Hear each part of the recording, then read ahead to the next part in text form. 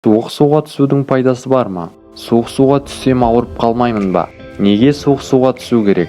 Достар, осы видеода мен суық суға түсудің пайдасын айтатын боламын. Сондықтан видеоны соңына дейін көріп, пайдалы ақпаратты біліп жүріңіз. Айтпақшы достар, видео басталмай тұрып осы видеоға лайк басып, арнаға жазылып, колокольчикті басып қойыңыз. Алдағы уақытта пайдалы видеолар шығады.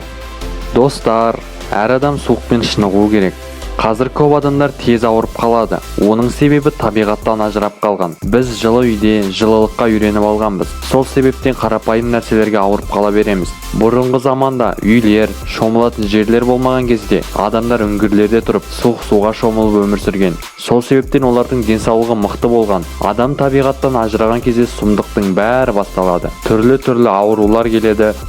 Суық суға түскенде дұрыс түсу керек. Суық суға түсудің пайдасы өте көп. Ең бірінші, адам алғашқы рет суық суға түскен кезде организм шок алады, иммунитет көтеріледі, көрінген аурулармен ауыра бермейтін болады. Адреналин гормоны ішіңіздегі шлактарды, вирустарды, микробтардың барлығын жағып жібереді.